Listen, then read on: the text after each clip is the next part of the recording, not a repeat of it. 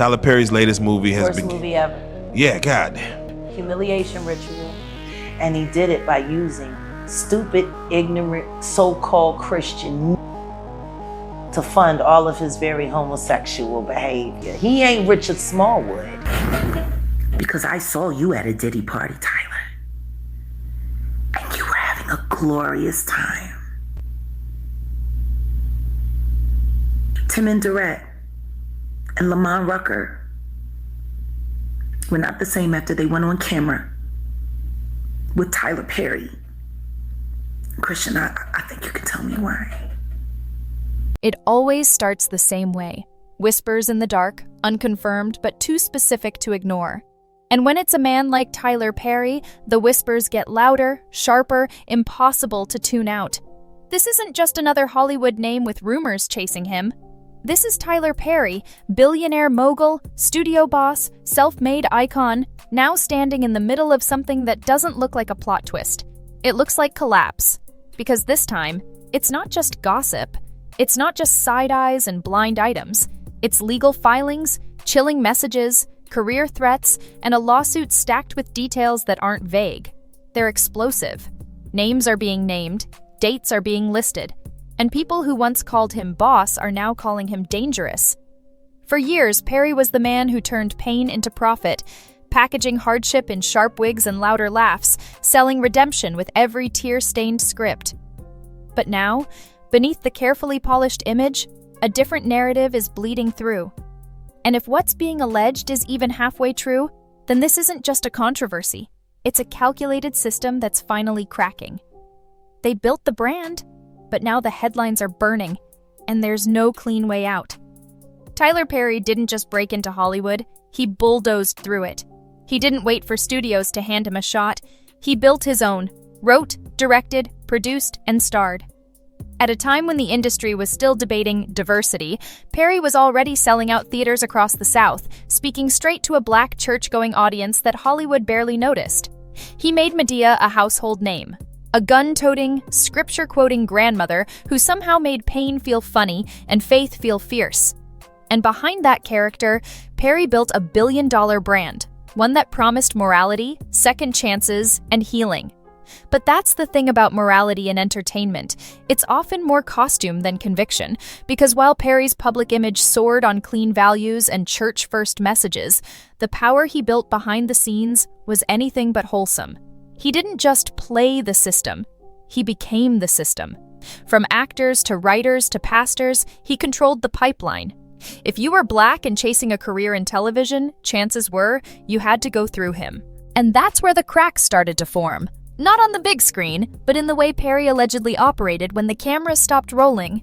Quiet phone calls, personal texts, last-minute casting changes, and sudden career freezes for those who didn't play along.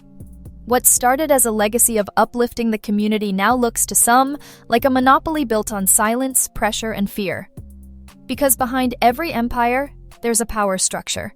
And when someone controls the casting, the narrative, the checks, and the pulpit, they're not just telling stories. They're controlling who gets to be seen at all.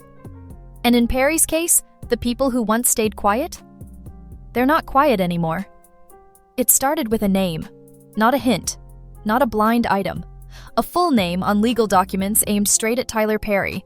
Derek Dixon wasn't some background extra. He had a recurring role on Perry's own show, The Oval. And now he's suing the studio titan for $260 million, accusing him of manipulation, coercion, and behind-the-scenes pressure that reads less like a workplace drama and more like psychological warfare. According to the lawsuit, the nightmare began in 2019.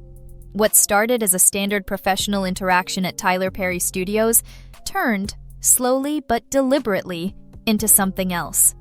Derek claims that Perry singled him out, offering promises of movie roles, dropping hints of big opportunities, and steering private conversations into personal territory. Then came the turning point. The lawsuit says Perry began sending messages late at night. At first, they seemed casual. Then came the inappropriate jokes, the sudden innuendos, the comments that weren't just out of place, they were deeply unsettling. And when Derek didn't respond the way Perry allegedly expected, things escalated fast. From uninvited visits to physical intimidation, Derek says the situation veered into dangerous territory. He claims Perry cornered him on set, pinned him against a wall, and made sexually suggestive comments that were anything but subtle. In another incident, Perry reportedly entered a guest house unannounced, while Derek was alone, half-dressed, and vulnerable. Derek says he didn't fight back. He diffused. He survived the moment, but the message was clear. Either play the game or watch your career vanish. And when Derek tried to walk away, that's when the real retaliation allegedly kicked in. Derek says the shift was immediate. One day he's being promised future lead roles. The next, his character's script is suddenly shrinking. His lines got cut. His screen time dropped. According to him, Tyler didn't just reject him. He erased him. And that wasn't just professional fallout. That was a warning. Perry allegedly told Derek point blank, "Cooperate, or your character gets written off." It wasn't a suggestion, it was leverage. And when Derek still refused to engage, Perry offered him something else, a writing job, as if maybe another form of access would change his mind. But it wasn't about the job, it was about dominance. The lawsuit frames it as calculated, not just flirtation gone too far, but a system, where opportunity is dangled as a leash and saying no means vanishing quietly. And then came the receipts, screenshots, messages. One of them reads, "No straight man would be cooking for you unless he wanted to fuff you."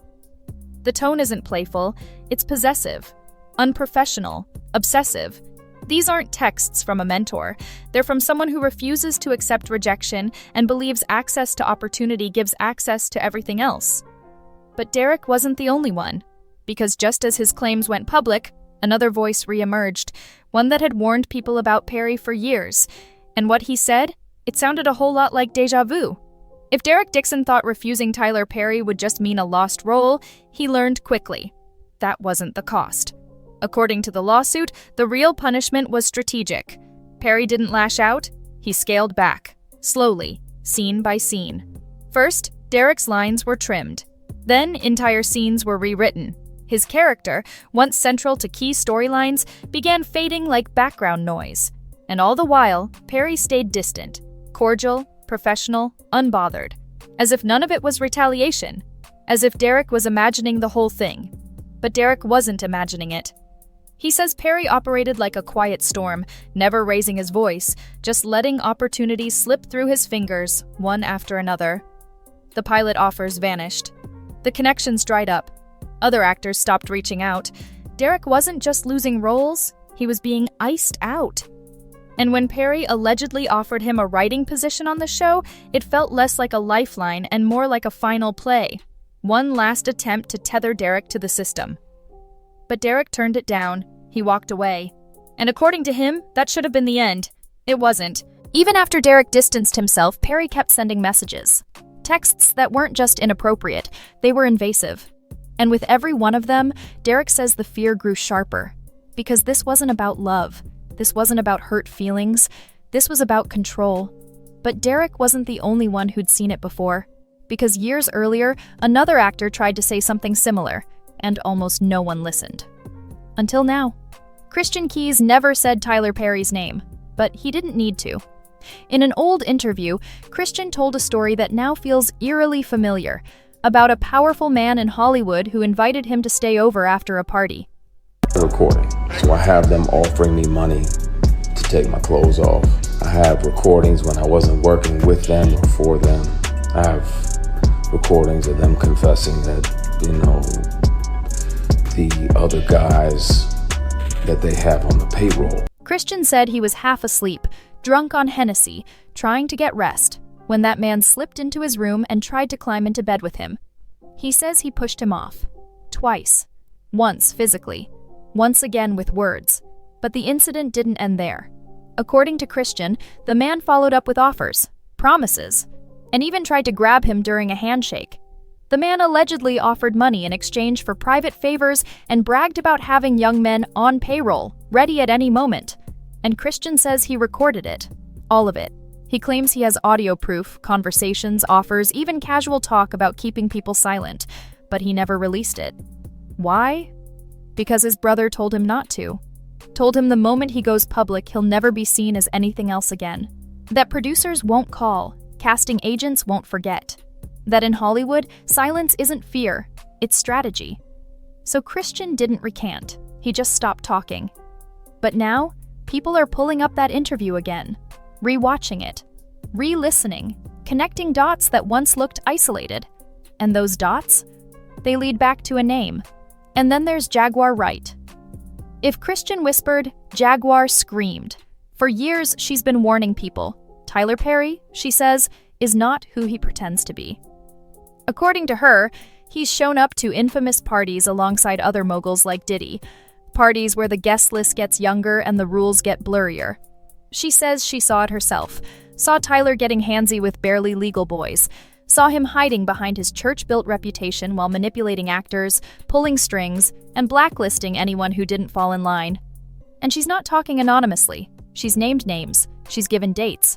She says Perry used the black church as a launchpad, and once he had the money and the spotlight, he never looked back. According to her, this wasn't faith-based success. It was a mask. And now, that mask is cracking. By the time Derek Dixon filed his lawsuit, the court of public opinion had already started deliberating, and social media wasted no time. Clips of old interviews were pulled from the archives. Behind-the-scenes footage was re-examined. Fans and former insiders began picking apart casting decisions, character arcs, and press junkets from a completely different angle. What used to look like creative choices now looked like cover stories. And suddenly, Tyler Perry's empire, once seen as groundbreaking and untouchable, started to feel like something else entirely.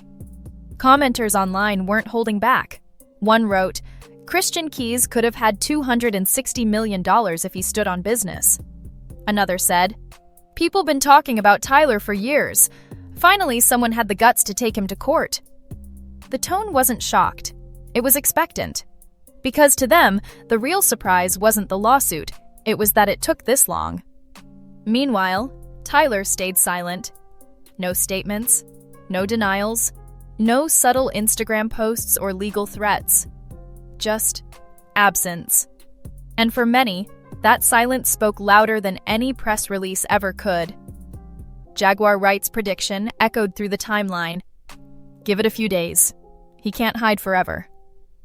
And maybe that's the most chilling part. When the internet starts connecting the dots, they don't stop. Especially not when the same story keeps showing up in different voices. Especially not when the receipts match the rumors, and especially not when the man at the center of it all just disappears. Because in Hollywood, silence isn't always strategy. Sometimes, it's confirmation. Tyler Perry built an empire off the pain of others, wrapped it in redemption, and sold it to the world as healing. But what happens when the man who turned trauma into television is now accused of creating trauma behind the scenes? The lawsuits are real. The receipts are public. And the people who once stayed quiet now have everything to lose, and nothing left to fear. So what does this moment say about power in Hollywood? About who gets protected, who gets silenced, and who finally breaks through the noise? Is this the fall of a mogul, or just the start of a bigger storm? Let us know in the comments. Are you buying Tyler's silence as innocence, or do you think the curtain is finally lifting on something much darker? Don't forget to like, subscribe, and turn on notifications. We're watching the story unfold in real time, and trust us, this is one you won't want to miss. Because the game just changed, and no one is walking away clean.